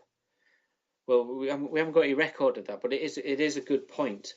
It's like the chicken and the egg, whether they're there because these sightings have been seen, or what it just happens to be, because it's fairly central and you can, you got all the rain lines you can connect to. So I think there's probably something in that as well. But it does hold a lot of the ammunition, and if you go to military bases, your UFO event checklist, a military base will be on there, tick.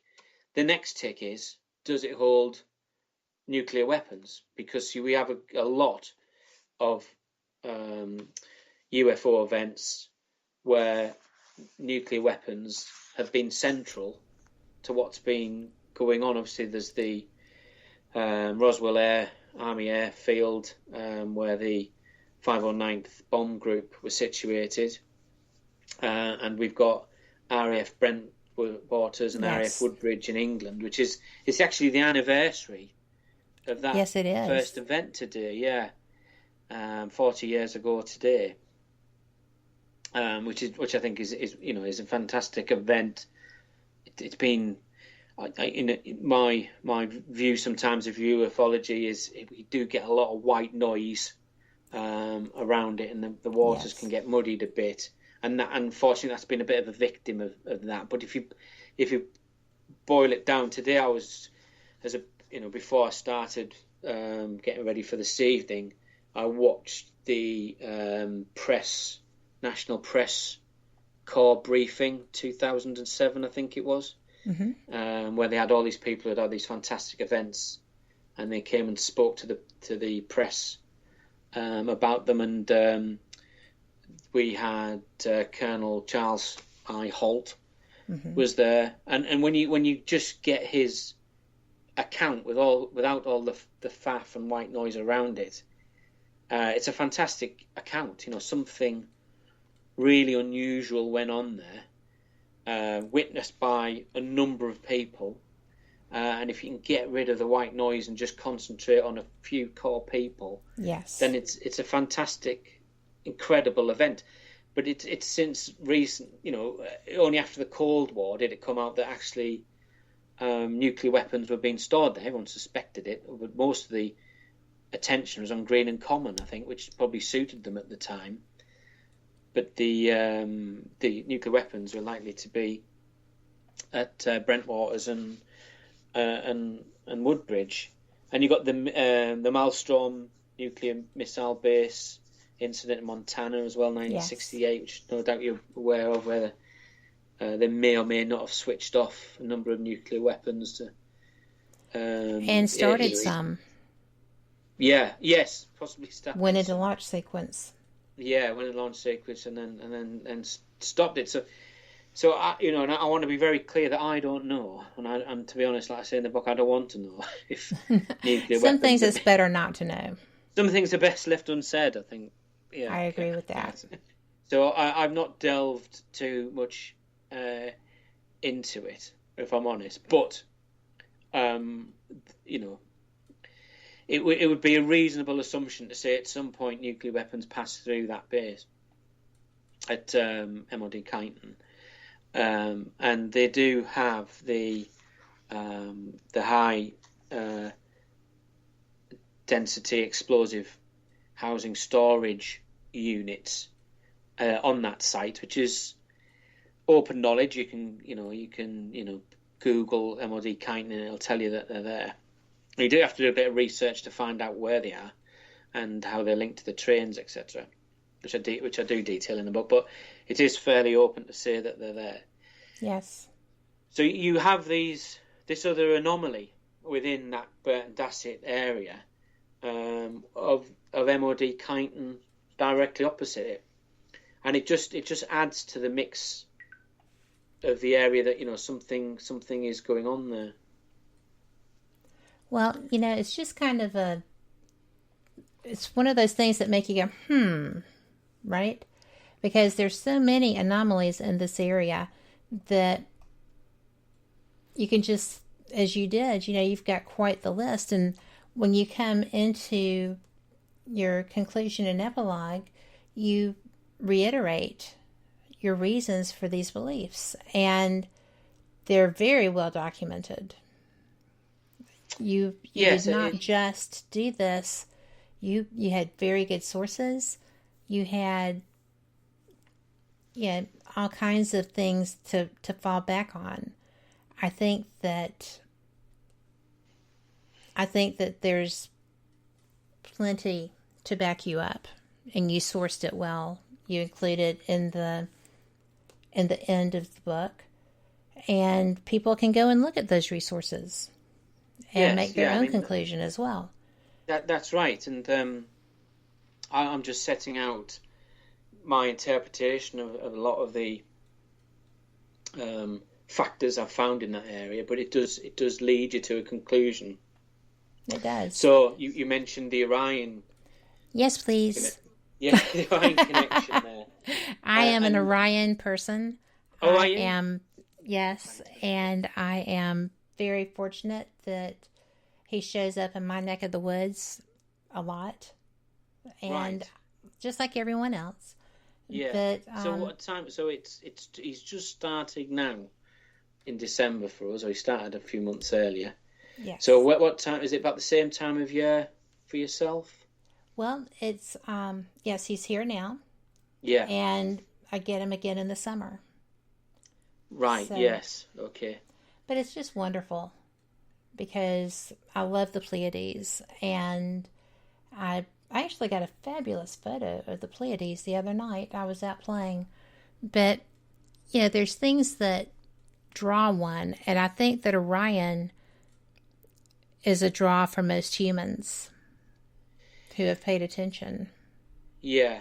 I mean, it's a magnificent constellation. You can't really ignore it. And how it occurred to me, again, it's that research, investigation. Where does something go? Where's the information? What's it trying to say to you?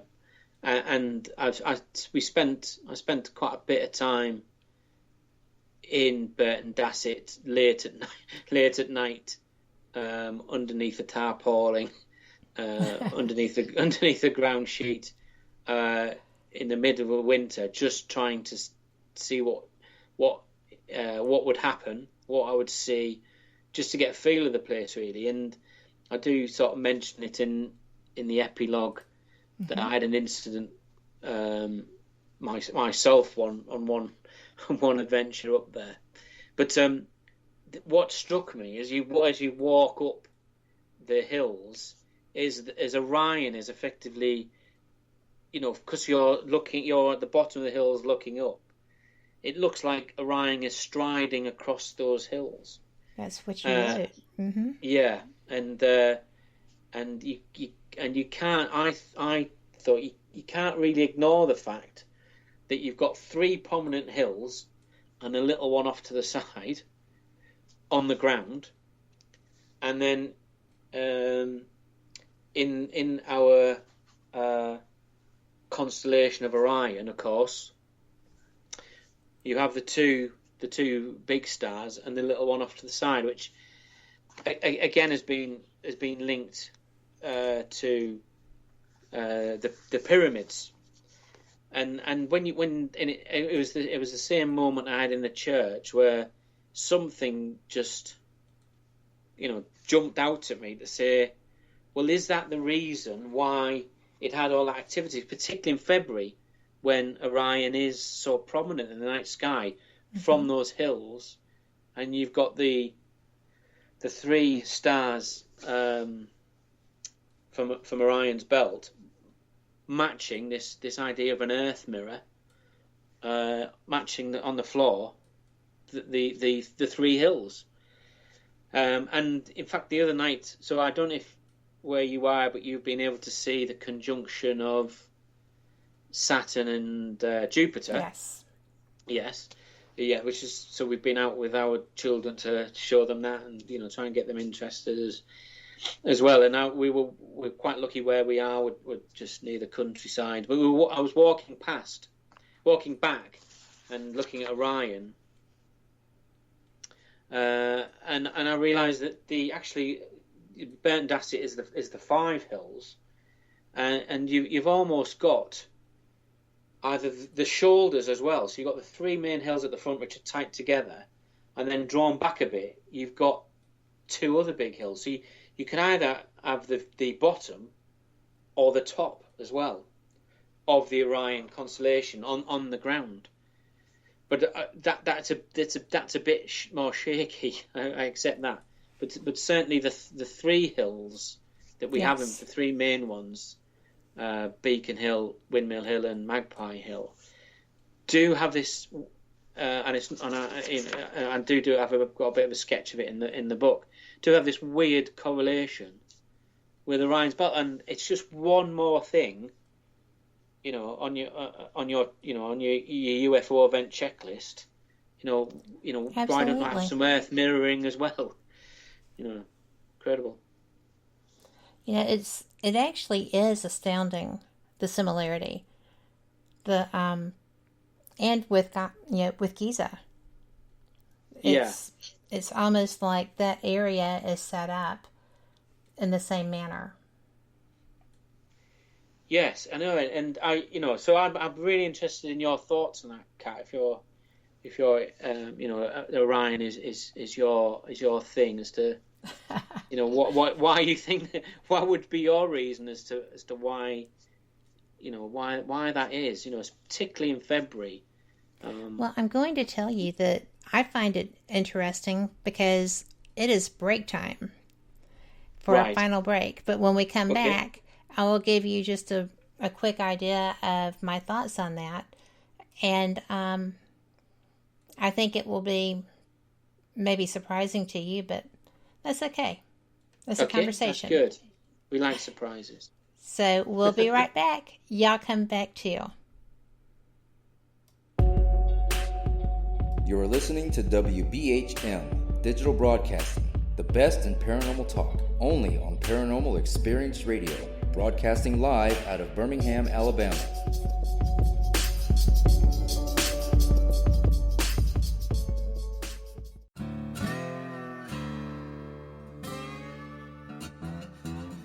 Oh, come on. I'm Southern, but...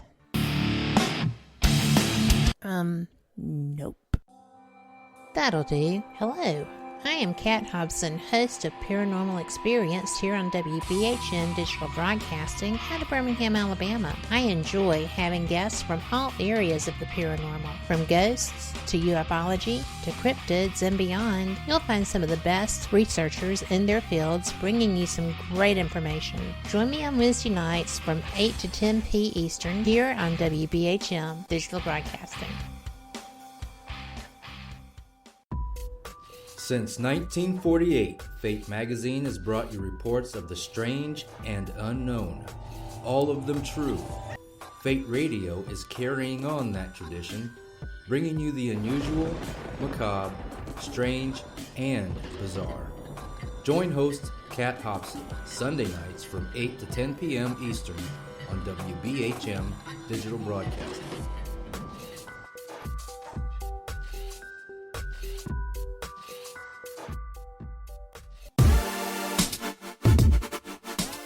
You're listening to WBHM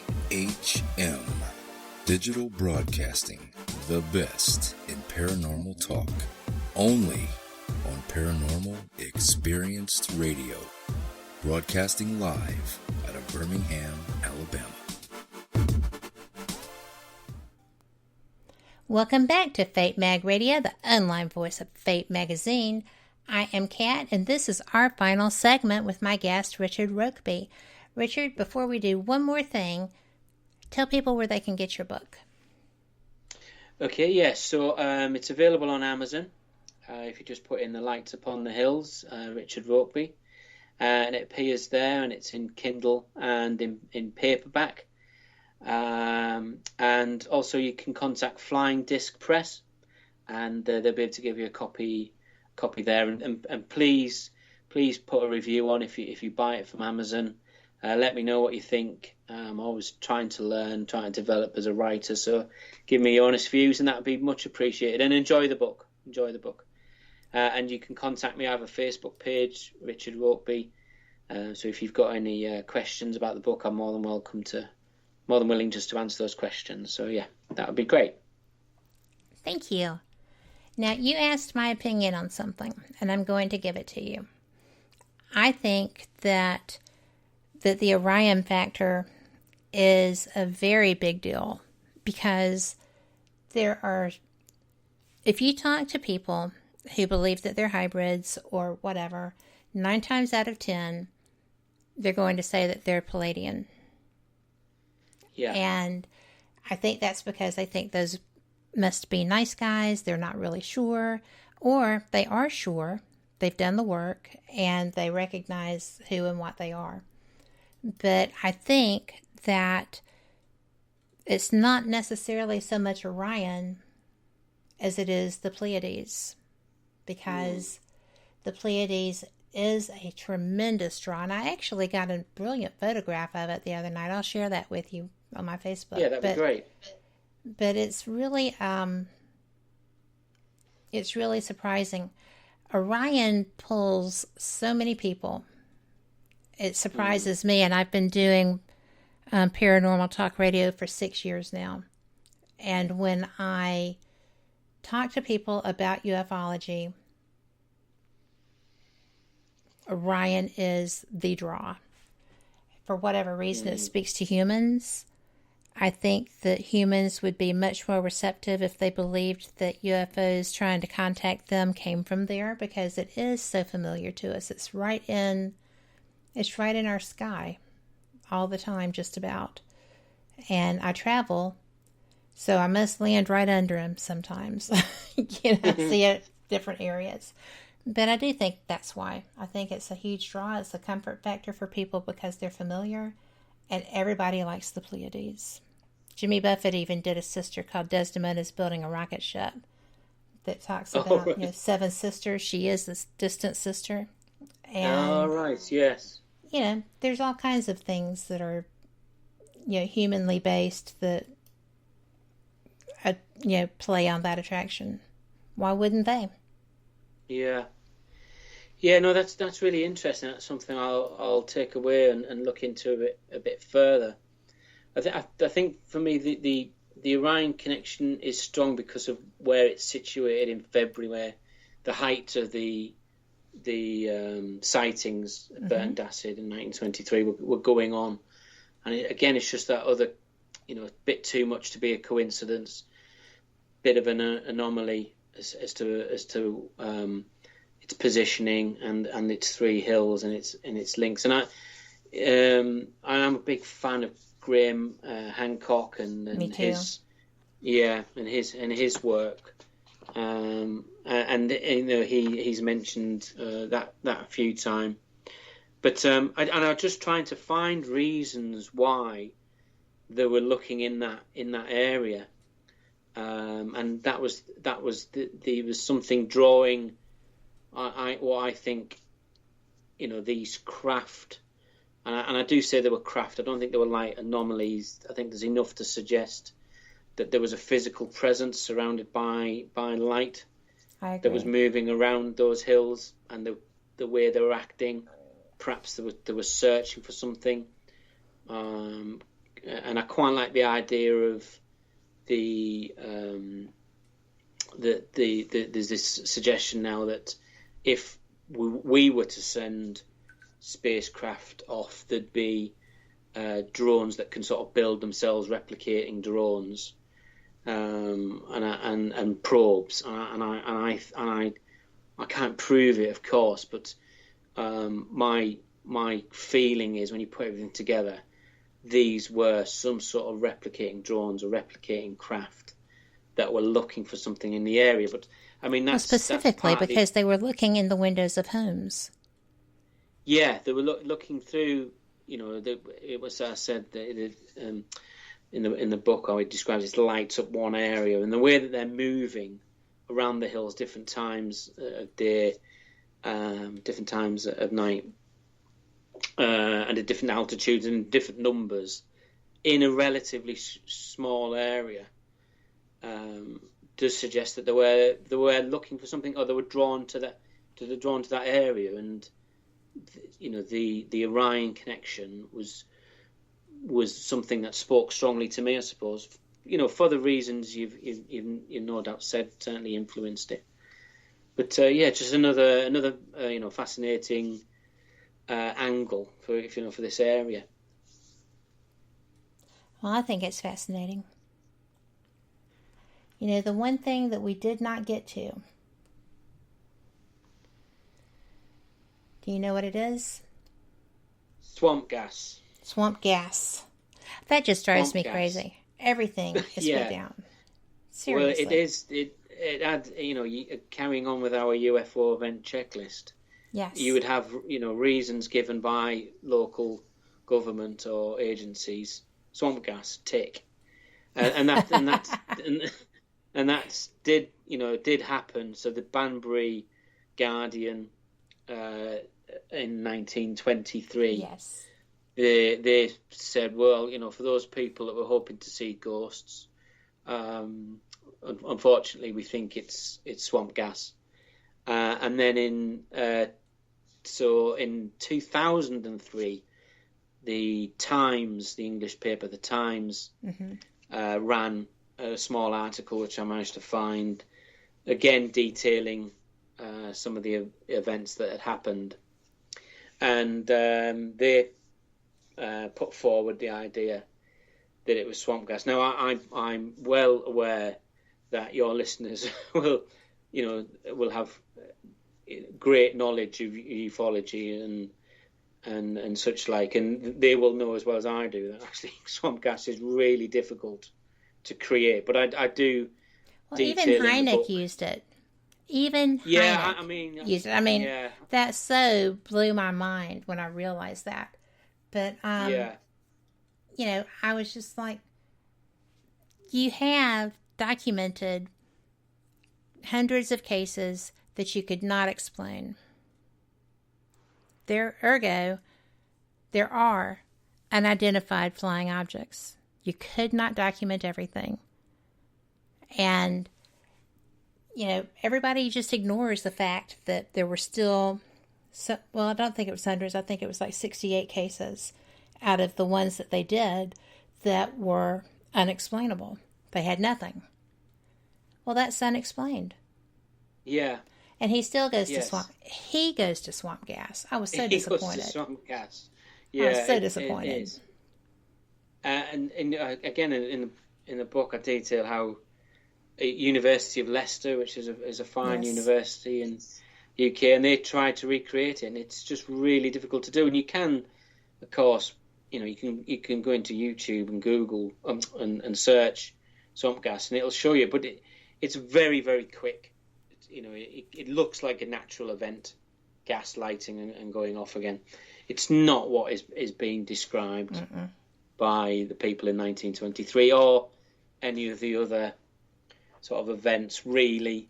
I think it might account for one or two, but when people are seeing craft with lights, different coloured lights on it. Yes. For them to say it's swamp gas is where it's a bit of a running joke, I know. But yeah, so our old friend, we finished on our old friend swamp gas. Well, you actually touched on the Foo Fighters, and including in the Asian battles, right? So it wasn't just Germany. But as you said, you have to remember that these are the reports of professional combat airmen who would know the difference between, ball lightning and a craft. It's just not, they're obviously under intelligent control. And, it's similar to, the hill lights as well. They were seen lower to the ground, but could there have been other things too? Yeah, and I suppose the interesting thing again with Foo Fighters is it wasn't just lights, was it? It was spheres the actual craft. And spheres and craft being reported. And if you think that in our modern age, we not currently of course, but we do have a lot of flights going backwards and forwards. But even now, compared to the amount of bombing raids that were going over a specific area, it's going to attract a lot of attention from advanced technologies. They're going to go and have a look, but also more people are in the air. More people will see things that they can't explain, and for them again to make the effort to report it when they've got everything else going on, people shooting at them, fighters trying to knock them out of the sky, for it to stick in their mind that, do you know what? There was a few lights that were buzzing around the outside of the cockpit. We're coming to have a look at this. We're disappearing off again. There was craft that were following us, and then disappearing off at fantastic speeds, at incredible altitudes. For them to do that, back to our railwaymen, that's a bit of a risk, and they've got a lot going on. But it was compelling enough for them to mention it, and for me the modern ufology starts with Foo Fighters accepting that the lights upon the hill hopefully will push that back a bit and say, look, there was these type of recording events going on 20 years before that. Yes. Interesting stuff. Well, I have to tell you that I thoroughly enjoyed your book, and I will be writing a review. But it was just a pleasure to host you tonight. Thank you for being with me. That's not a problem at all, Kat. I really, really enjoyed it, and 2 hours has absolutely flown by. And thank you for all your listeners for listening in. I really enjoyed it, and best of luck for the future shows. It's when it was Fate magazine that asked, I had to say yes, even though it's 3:00 in the morning now in the UK. I'm so glad you did. I couldn't turn down Fate magazine because you're part of history yourself. The whole magazine's been around for such a long time. So really brilliant 1948. Thank you very much. Well, thank you. And for all of our listeners out there, thank you for joining in. If you're listening live or in any of the so many apps that we're in now, iHeart, obviously, iTunes, Apple Podcasts, we've got Spotify, Deezer, just in case you want to break in with your hip hop on that. We're on Amazon Music and Alexa. We are there for you pretty much anywhere you want to go. And we'll continue to bring us as my Alexa goes off. Alexa, stop listening. Sorry, guys. But, I am just so very flattered that you joined us. And thank you for the kind words about the magazine. I'm very excited to be affiliated with them. I'm so proud of that. And we will catch everyone on the next show. I appreciate you. We have so many fantastic shows coming up in January and February, and we're booking going into March.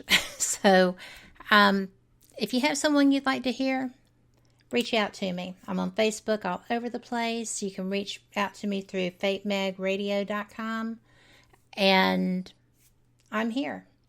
So thank you again, Richard. It's been a pleasure, and I look forward to your next book, because I know after getting this down pat, you're not stopping there. So no, I'll keep looking, keep researching. I'm sure there'll be another one along pretty soon. I'll leave it at that. But thank you very much. Thank you. Good night, everyone. Thanks again for being here. And I always say this, and I'm going to say it now. It's a scary time we live in. People's tempers are short. People are wigged out. Now we've had a bombing for no apparent reason that we know yet. And there was another copycat, I hope, that was trying to garner attention. Don't buy the hype. Don't buy the media. Don't buy the government. Don't buy your friends. Make your own positive circle. Manifest. Be the friends you want to be, or you want to have. Be the spouse you would like to have. Be the parent you wish you had. Just manifest this. Be the change you want to see in your world. You can do that. Go forth. Thank you for listening, and good night.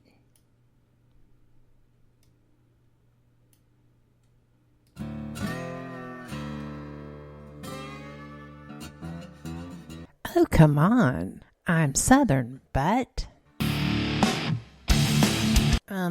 Nope. That'll do. Hello. I am Kat Hobson, host of Paranormal Experience here on WBHM Digital Broadcasting out of Birmingham, Alabama. I enjoy having guests from all areas of the paranormal, from ghosts to ufology to cryptids and beyond. You'll find some of the best researchers in their fields bringing you some great information. Join me on Wednesday nights from 8 to 10 p. Eastern here on WBHM Digital Broadcasting.